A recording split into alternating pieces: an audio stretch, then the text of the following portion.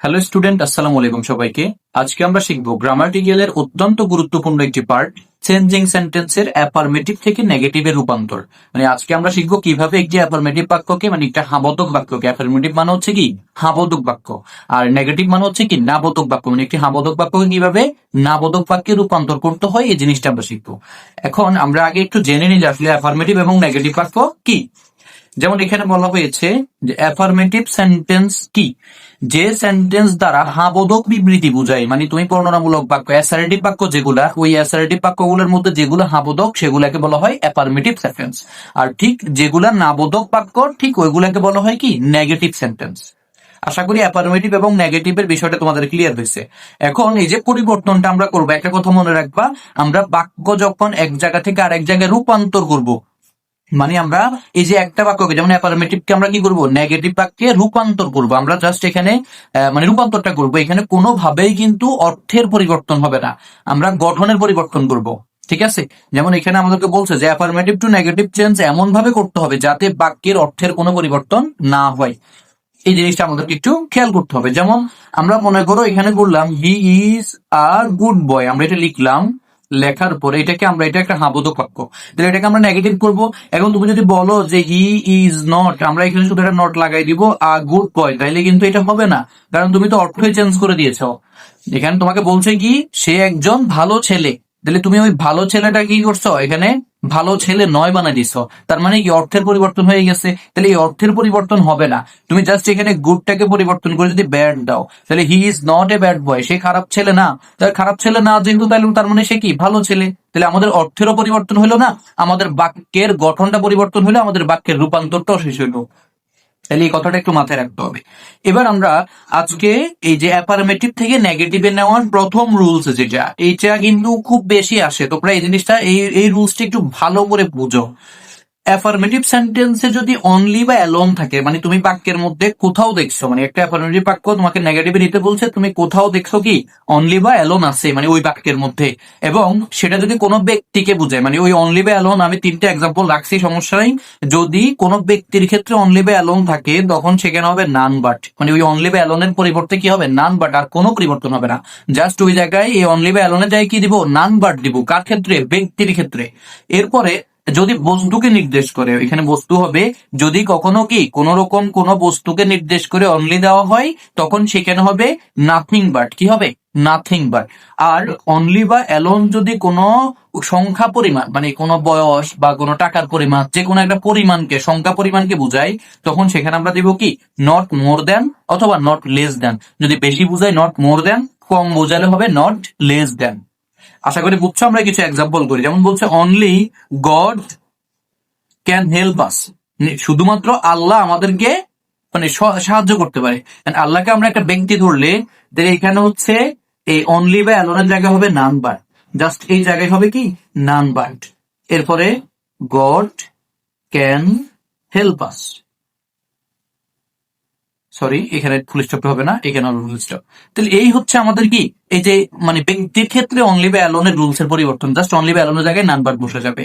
এরপর একটা দেখো, I have only a few books, তাহলে এই যে অনলিটা কার আগে আছে, কিছু বইয়ের আগে আছে। তাহলে কিছু বইয়ের আগে অনলি থাকা মানে হচ্ছে কি, এটা বস্তুর আগে আছে, তাহলে বস্তুকে বোঝাচ্ছে অনলি দ্বারা। তাহলে তুমি এখানে অনলির পরিবর্তে কি বসাইবা, নাথিং বাট বসাইবা। এই জিনিসটা একটু মাথায় রাখতে হবে। তাহলে আই হ্যাভ, এই যে অনলি জায়গায় কি হবে nothing but, nothing but a few books. আশা করি বুঝছো এটা কিভাবে পরিবর্তন করছি। এরপরে বলছে Maruf is only 15, Maruf is only 15, এটা বলছে আমাদেরকে। তাহলে এখানে অনলিটা কার আগে, একটা 15 একটা সংখ্যার আগে আছে, এই সংখ্যার আগে থাকলে আমরা বুঝবো কি যে নট মোর দেন, বেশিরভাগ সময় কিন্তু নট মোর দেন বসানো হয়। তাহলে আমরা এখানে লিখবো কি মারুফ ইজ নট মোর দেন, এখানে কি হবে নট মোর দেন 15। ঠিক আছে, ক্লিয়ার? তোমরা প্রথম রুলসটা আশা করি সবাই বুঝছো, এবং কি এরকম আরো অনেকগুলো এক্সারসাইজ নিয়ে, মানে আরো এক্সাম্পল নিয়ে তোমরা প্র্যাকটিস করবা। এরপরে বলছে কি 2 নাম্বার রুলস আমরা যাই, সাধারণত আমরা সাধারণত অ্যাফার্মেটিভ সেন্টেন্সকে নেগেটিভ করার সময় কি করব, টু বি ভার্বের সাথে একটা নট লাগাই দিব। টু বি ভার্বের সাথে একটা কি লাগাবো, নট লাগাই দিব, পরবর্তী শব্দের বিপরীত শব্দ করে দিব। বিষয়টা একটু দেখো, আমরা উদাহরণের মাধ্যমে যখন দেখবো তখন ক্লিয়ার হবে। যেমন কি বলছে, হেলাল ইজ কাইন্ড, হেলাল দয়ালু। তাহলে এখানে এই হেলাল সাবজেক্টে বসে যাবে, ইজ এর পরিবর্তে এখানে ইজ এর সাথে একটা নট হবে, তাহলে ইজ নট এ কাইন্ড, এটা কিন্তু বিপরীত শব্দ হয়ে যাবে।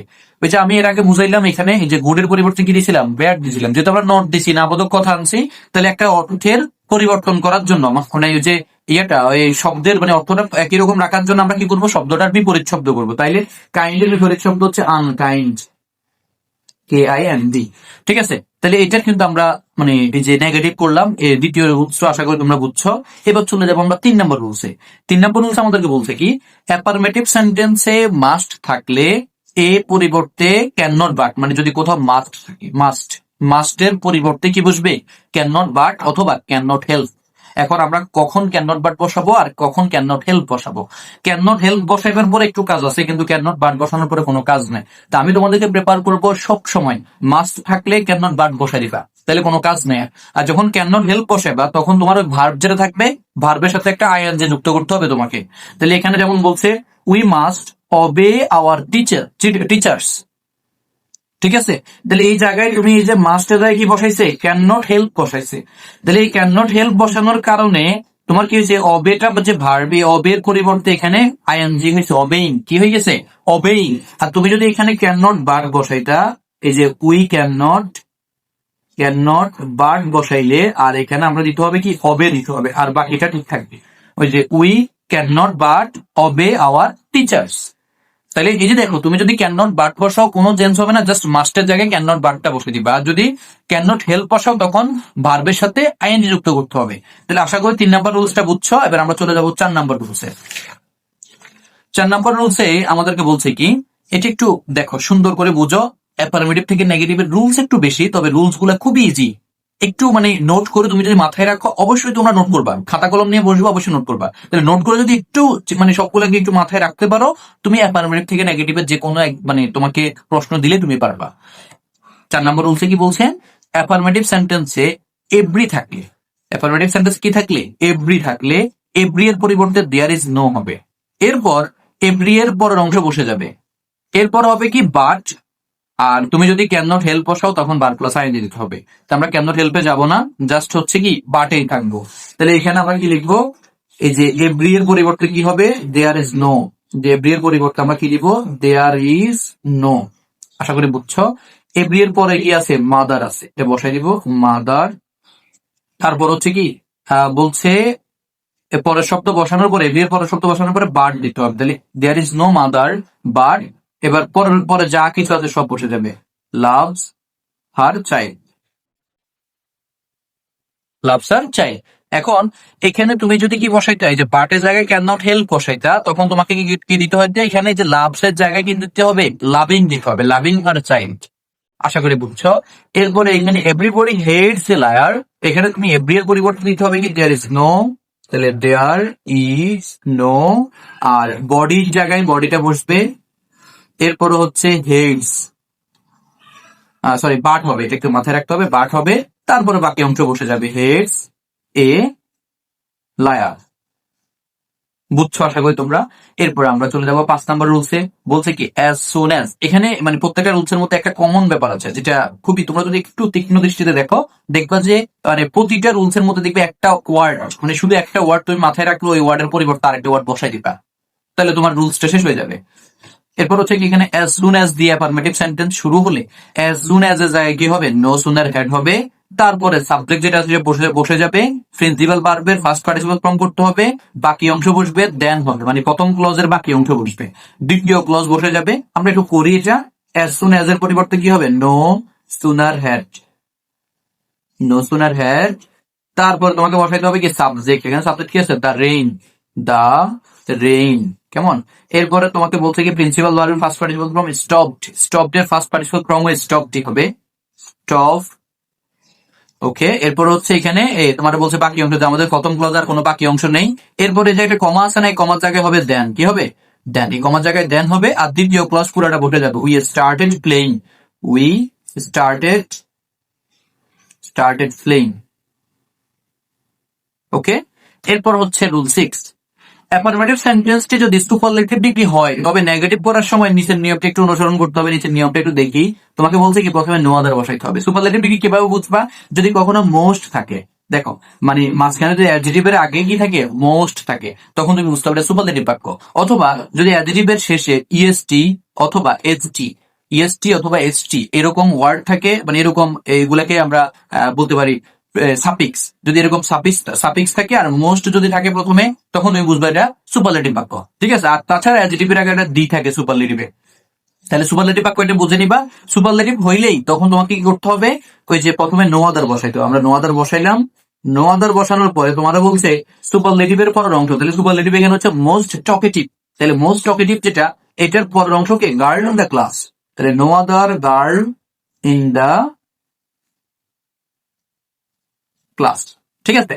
এরপর হচ্ছে কি ভার্ব। ভার্ব কি আছে? ওই যে ইজ। ঠিক আছে? ইজ এর জায়গায় অন্য কিছু থাকলে অন্য কিছু বসাইবা, যা থাকবে তা বসাইবা, ইজ। এরপর হচ্ছে এখানে বলছে কি পসেসিভ না, এখানে হবে পজিটিভ ফর্ম। ওই যে অ্যাডজেক্টিভের পজিটিভ ফর্মটা হবে, এখানে হবে কি পজিটিভ। তাহলে অ্যাডজেক্টিভের পজিটিভ ফর্মটা পজিটিভ ডিগ্রি হবে। আমরা এখানে এই যে এটা একটু ক্লিয়ার করে নিবা তোমরা, অ্যাডজেক্টিভের কি হবে পজিটিভ ডিগ্রি হবে। তাহলে অ্যাডজেক্টিভ কে মোস্ট টকেটিভ, তাহলে মোস্ট টকেটিভের পজিটিভ ফর্ম হচ্ছে কি টকেটিভ, অনলি টকেটিভ হবে, টকেটিভ। কেমন? ওকে, টকেটিভ বসানোর পরে অ্যাজ বসাইতে হবে। এখানে একটা অ্যাজ বসাইতে হবে আমাদেরকে, অ্যাডজেক্টিভের আগে কি বসাইতে হবে, অ্যাজ বসাইতে হবে। এরপর আবার করে আবার অ্যাজ। ঠিক আছে? এরপরে সাবজেক্ট যেটা ছিল, কি ছিল সাবজেক্ট, পিয়া, তাহলে পিয়াটা বসে দেবে। ওকে, এবার চলে আমরা রুল নাম্বার 8। রুল নাম্বার 8 বলছে কি বোথ ডট ডট এন্ড, মানে বোথ থাকবে এবং ডট ডট দিয়ে এন্ড থাকবে। তখন অ্যাফার্মেটিভ কে নেগেটিভ করতে তুমি বোথের পরিবর্তে নট অনলি বসাবে। কি বসাবে? বোথের পরিবর্তে নট অনলি। একদম ইজি, এটা তুমি শুধু একটু মাথায় রাখলে চলবে। তাহলে বোথের পরিবর্তে নট অনলি আর এন্ড এর পরিবর্তে বাট অলসো বসাবো। দেখো করি আমরা। মিস্টার বুলবুল বড় হাতের হবে, এখানে বুলবুল হবে, ইজ, এই যে বোথের জায়গায় কি হবে, নট অনলি হবে, নট অনলি রিচ। তারপরে হচ্ছে কি এন্ড এর জায়গায় হবে কি but also, but also kind. মানে বুলবুল কি ধনী নয় শুধু, সে আবার কি দয়ালু। তাইলে এটা বুঝছো আসলে। এরপরে চলে যাবো আমরা রুল নাম্বার 9। রুল নাম্বার 9 আমাদেরকে বলছে কি মেনি যুক্ত অ্যাফার্মেটিভ সেন্টেন্সকে নেগেটিভ করতে মেনি এর পরিবর্তে, মেনি যুক্ত অ্যাফার্মেটিভ সেন্টেন্সকে দেখো এই যে এটাও মানে একই রকম। তোমাকে আমি কিছুক্ষণ আগে বলছিলাম যে তুমি অ্যাফার্মেটিভ থেকে নেগেটিভ করার সময় তুমি শুধু কি প্রত্যেকটা রুলসের একটা করে ওয়ার্ড মনে রাখলে হবে, একটা করে ওয়ার্ড অনলি। তাহলে একটা করে ওয়ার্ড, যেমন এখানে মেনি যুক্ত অ্যাফার্মেটিভ সেন্টেন্সকে কি নেগেটিভ করতে হলে মেনির পরিবর্তে কি বসাইতে হবে, নট এ ফিউ বসাইতে হবে। কি বসাইতে হবে? Not a few. তাহলে তুমি এখানে আরিফা হ্যাজ, এই যে মেনি, এই মেনির পরিবর্তে কি বসাইতে হবে, not a few, not a few. Okay, not a few বসানোর পরে তোমার দিতে হবে কি পরের অংশ পুরাটা বসে যাবে, শুধু এই মেনি এর পরিবর্তে কি বসবে, নট আ ফিউ। তাহলে আলমিরাজ, আলমিরাজ। ওকে, এরপর রুল নাম্বার 10। এখানে বলছে কি যদি এ ভিউ যুক্ত, মানে কোথাও যদি এ ভিউ থাকে, নো অ্যাফার্মেটিভ বাক্যে কি থাকে, এ ভিউ থাকে, তাহলে এ ভিউর পরিবর্তে কি বসাবে, নট মেনি বসাবে। এটা সেম রুলস। তাহলে হচ্ছে লতিফ, এখানে আমাদেরকে দিল একটা এক্সাম্পল, লতিফ হ্যাজ, এই যে এ ভিউ যেটা, এ ভিউর পরিবর্তে কি বসবে, নট মেনি। তাহলে এ ভিউ পুরাটার পরিবর্তে কি হবে, নট মেনি, নট মেনি। কেমন? নট মেনি বসানোর পরে বাকি অংশ বসতে যাবে, পেন্সিলস, পেন্সিলস। ওকে, এরপর হচ্ছে রুল নাম্বার 11 বলছে টু ডট ডট টু যুক্ত অ্যাফার্মেটিভ সেন্টেন্স কে নেগেটিভ করতে টু এর পরিবর্তে সো এবং টু এর পরিবর্তে দ্যাট। মানে এই যে তোমার এখানে দেখো Jaya is too weak to run, তাহলে টু এর পরিবর্তে সো হবে, টু এর পরিবর্তে দ্যাট হবে। বুঝছো আশা করে? এরপরে বলছি কি একটা সাবজেক্ট হবে, মানে প্রথমে কি আছে জয়া, তাহলে জয়ার সাবজেক্ট কি সি, তাহলে আমরা সিটা বসাবো এখানে।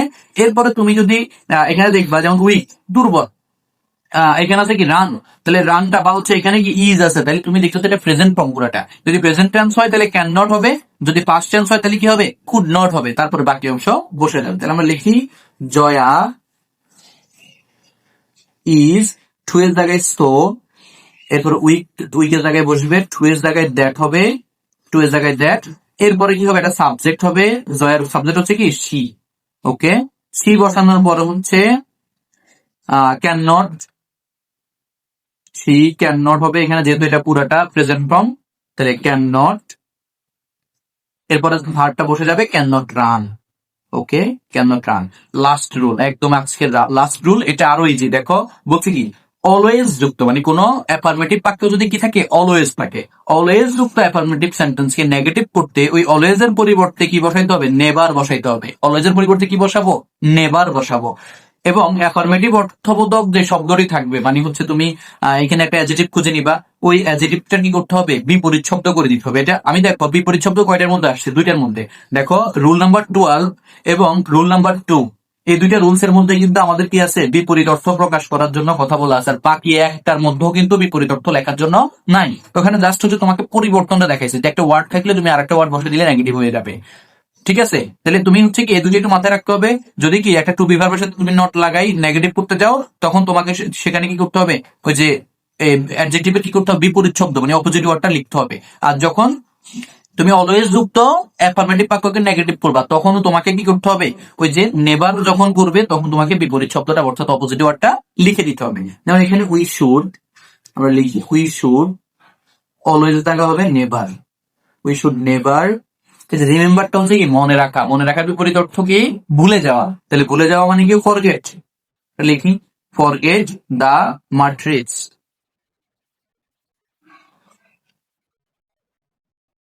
এটা ম্যাট্রিক্স। ওকে, তাহলে এটা হচ্ছে আমাদের রুল নাম্বার 12 শেষ হইলো। তাহলে রুল নাম্বার 12 শেষ হওয়ার পাশাপাশি আমাদের অ্যাফার্মেটিভ থেকে নেগেটিভের আজকে ক্লাস এখানেই শেষ।